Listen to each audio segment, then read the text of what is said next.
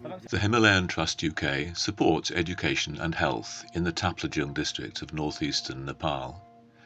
Our key aims in the 35 schools which we support are to give children the tools they need to go on to further education and to better serve the communities in which they live. The method is simple in theory but challenging in practice.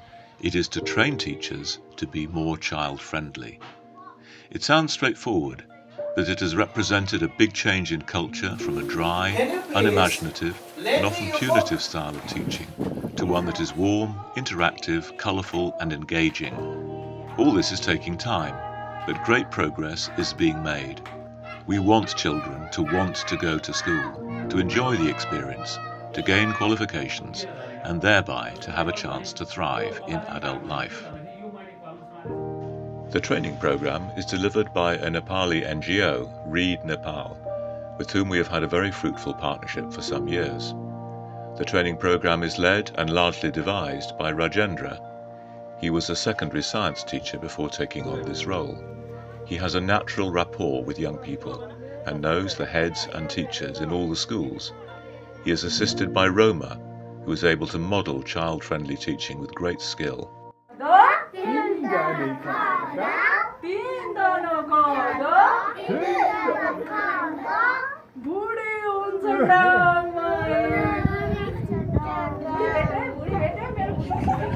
Manisha, a more recent recruit to the team, shares the same skills. The 35 schools in which the REED staff implement our agreed programme are all government schools in which REED has been given permission to operate by the District Education Office.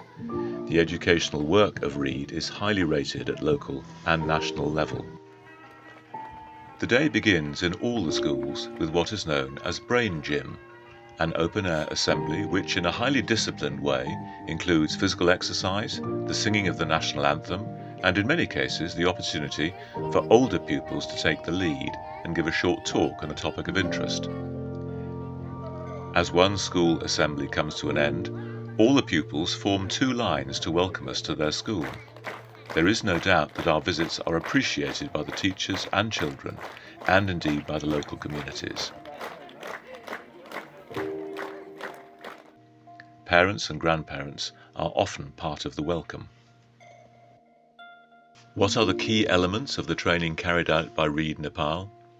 Firstly, they encourage teachers to create a colourful and stimulating classroom environment, with teaching resources available, for instance, on strings hanging from the ceiling, from racks fitted to the walls, or from painted murals, which can also include some key messages.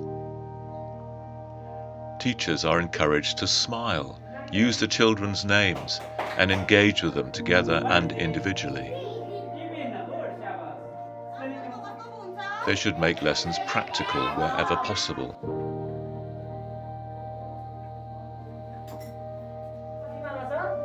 The teachers should demonstrate as well as talk.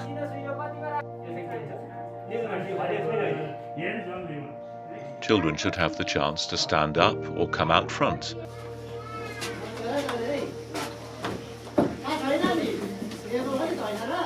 Lessons should be varied and include written work and also cooperative work in groups.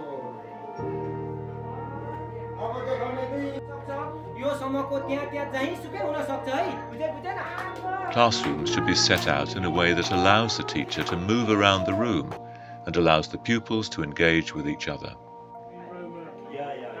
Where a school has few pupils, a new scheme allows different year groups to work in the same room and individuals to go at their own pace. Above all, lessons should be fun and should have pace and energy, because children are most likely to learn in this sort of environment.